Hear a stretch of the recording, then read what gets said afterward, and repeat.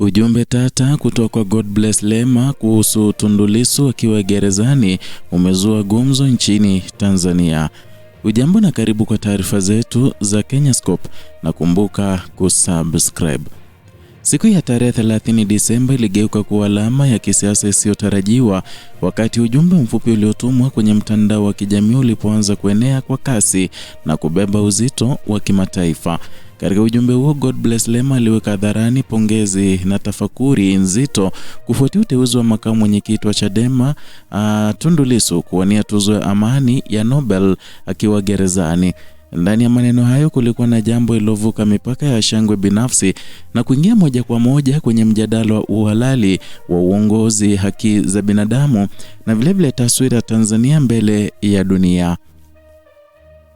Uzito wa tukio hili haukuwa kwenye uteuzi wenyewe pekee, bali kwenye kile uteuzi huo unamaanisha kwa taifa linalokabiliwa na lawama za muda mrefu kuhusu demokrasia na utawala wa sheria. Wakati dola ikijaribu kuonesha picha ya utulivu na uthabiti, dunia ilipokea ishara tofauti. Jina la mwanasiasa wa upinzani aliyejulikana kwa msimamo mkali dhidi ya matumizi mabaya ya madaraka liliingia kwenye orodha inayotazamwa na jopo linalohusishwa na Norwegian Nobel Committee.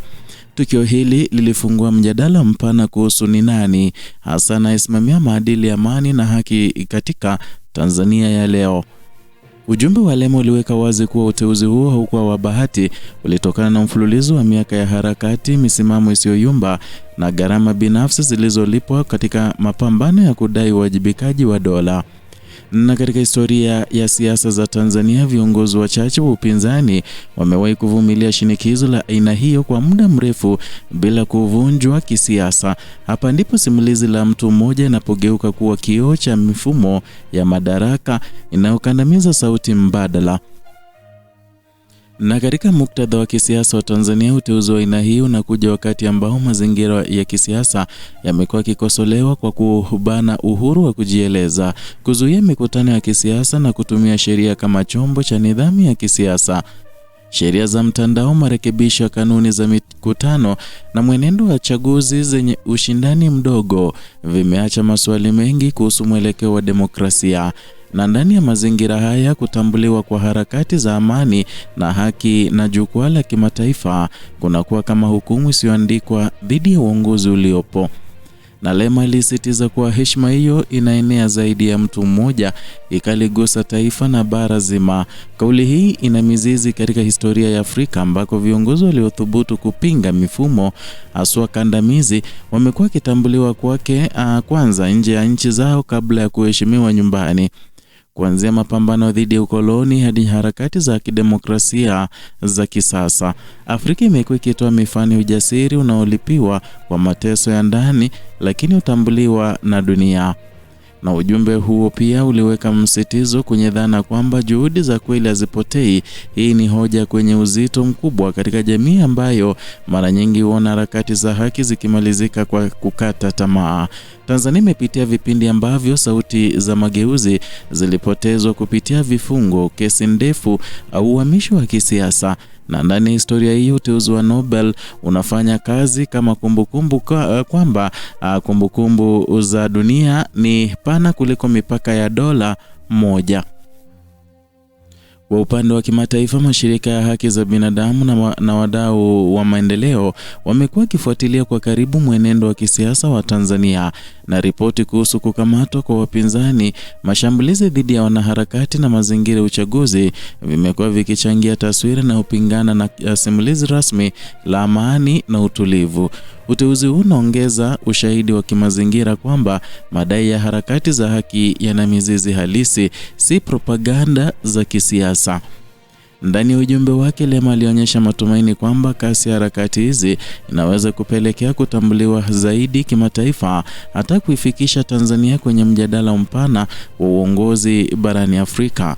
Hapa ndipo hoja ya uongozi mbadala inapopata nguvu.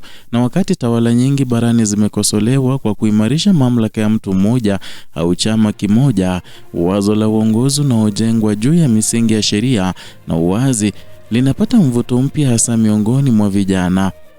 Na katika siasa za Tanzania, vijana wamekuwa kundi linalokuwa kwa kasi lakini lenye uwakilishi mdogo katika maamuzi makubwa. Harakati za kudai haki na uwazi zimekuwa zikitegemea nguvu yao, lakini pia zimekuwa zikikabiliwa na vizuizi vikali.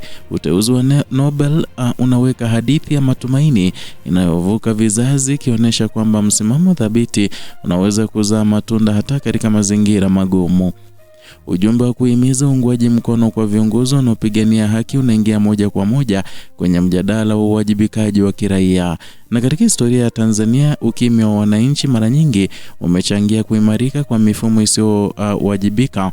Na Lema alisisitiza kuwa historia huandikwa na wanaothubutu kusimama upande wa ukweli, na kauli hii inapochambuliwa kwa kina ni lawama ya wazi kwa hofu na tahadhari iliyokita mizizi katika jamii kutokana na uzoefu wa adhabu za kisiasa. Tukio hili linakuja wakati ambao Tanzania inatafuta kurejesha uhusiano wake na jumuiya ya kimataifa baada ya vipindi vya mvutano. Wahisani, taasisi za kifedha na washirika wa maendeleo wamekuwa wakifunga msaada wao na masharti ya utawala bora. Uteuzi wa Nobel kwa kiongozi wa upinzani unatoa muktadha mpya katika mazungumzo haya, ukiongeza shinikizo la kimaadili kwa serikali kuboresha rekodi yake. Kwa ndani, athari za tukio hili ni pana. Linachochea mjadala kuhusu nafasi ya upinzani katika demokrasia, mipaka ya mamlaka ya dola na wajibu wa wananchi kulinda haki zao. Linavunja simulizi kwamba mapambano ya haki ni kelele zisizo na mwelekeo, na badala yake linaonyesha kuwa kuna macho ya kimataifa yanayoangalia, yana rekodi na vilevile yanayotambua.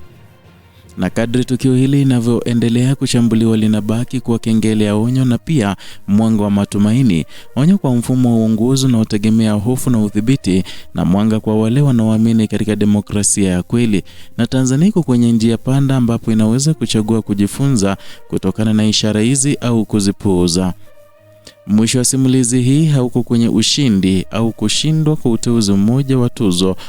Uko kwenye mwelekeo ambao taifa litachukua baada ya ishara hii, na ukimya, uoga na kutojali vitaendelea kuzaa mazingira ya kutoaminiana na migogoro ya mara kwa mara. Ujasiri wa kukiri kasoro, kulinda uhuru wa mawazo na kuheshimu utawala wa sheria unaweza kufungua ukurasa mpya katika historia ya Tanzania. Na chaguo hilo halipo mikononi mwa tuzo wa kimataifa, bali kwa Watanzania wenyewe na viongozi wao. Ndio hayo tuliokuandalia siku hii ya leo kutoka hapa Kenyascope, channel yako pendwa ambayo inakuletea taarifa hizi pamoja na zingine kwa kina bila kupindisha wala kuegemea upande wowote. Zidi kuwa nasi na zidi kutusupport kwa kusubscribe, kulike na kushare video zetu ili tuweze kuwaletea taarifa hizi kila wakati, na vile vile kuwa mwenzetu ama kuwa mmoja ama wa kwanza kupokea taarifa hizi pindi zinapowekwa hewani kwa kugonga alama ya kengele na kupokea hizi notifications kila wakati tunapoweka video mpya.